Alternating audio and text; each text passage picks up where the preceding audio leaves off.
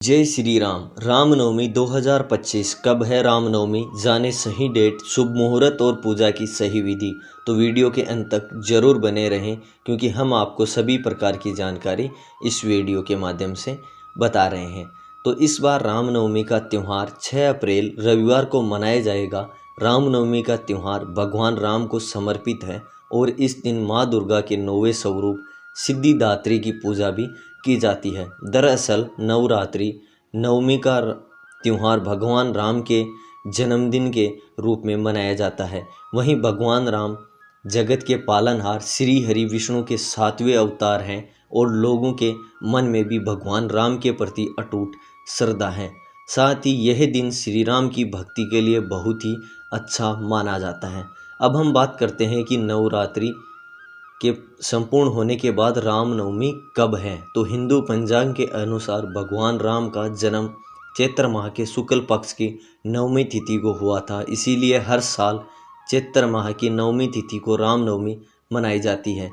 इस दिन मध्य दोपहर में भगवान राम का जन्म कर्क लगन और पुनर्वसु नक्षत्र में हुआ था। इस साल रामनवमी 6 अप्रैल 2025 रविवार को मनाई जाएगी। अब हम बात करते हैं रामनवमी के शुभ मुहूर्त की। तो इस बार नवमी तिथि 5 अप्रैल को शाम 7:26 पर शुरू होगी और तिथि का समापन 6 अप्रैल को शाम 7:22 पर हो जाएगा। वहीं श्री राम की पूजन मुहूर्त है वो है 6 अप्रैल को सुबह 11:08 से दोपहर 1:29 तक भगवान राम की पूजा का बहुत ही अच्छा शुभ मुहूर्त है। तो भगवान राम का चैत्र नवरात्र से क्या संबंध है? ऐसी मान्यताएं हैं कि चैत्र नवरात्र के 9वें दिन ही भगवान राम का जन्म हुआ था, इसीलिए इसे रामनवमी भी कहा जाता है। भगवान राम मध्य दोपहर में कर्क लगन और पुनर्वसु नक्षत्र में जन्मे थे, इसीलिए उन्हें रामनवमी पर मध्य दोपहर में भगवान राम की पूजा अर्चना करनी चाहिए, वही शुभ रहने वाला है। अब हम बताएंगे आपको कि रामनवमी की वो पूजा विधि है उसके बारे में। तो इस दिन सुबह जल्दी उठे और स्नान आदि करें। इसके बाद साफ सुथरे वस्त्र धारण करें। इसके बाद घर के मंदिर की साफ सफाई करके पूजन की तैयारियां करें।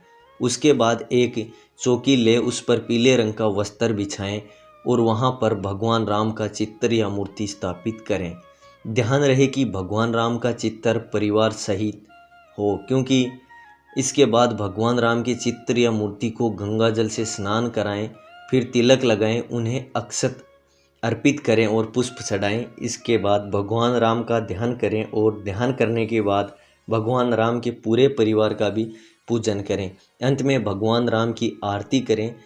आरती के बाद भगवान श्री राम जय राम इस मंत्र का, विजय मंत्र का जाप कीर्तन कम से कम 15 तक आपको करना है, 15 बार तक। फिर भगवान राम के प्रणाम करें और उन्हें फल या मिठाई का भोग भी लगाएं।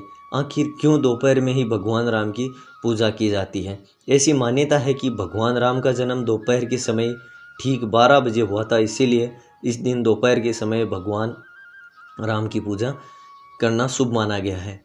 तो रामनवमी कथा है तो श्री राम नवमी की कहानी लंका के राजा रावण से शुरू होती है। इसके शासन में लोग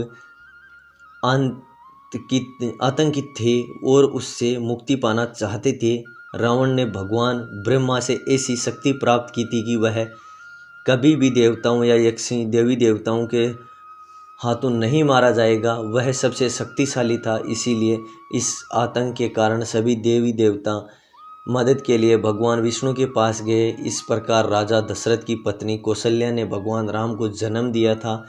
तब से इस दिन को श्री रामनवमी के रूप में माना जाता है। साथ ही चैत्र शुक्ल नवमी को श्री तुलसीदास ने रामचरितमानस लिखना शुरू किया था। जय श्री राम।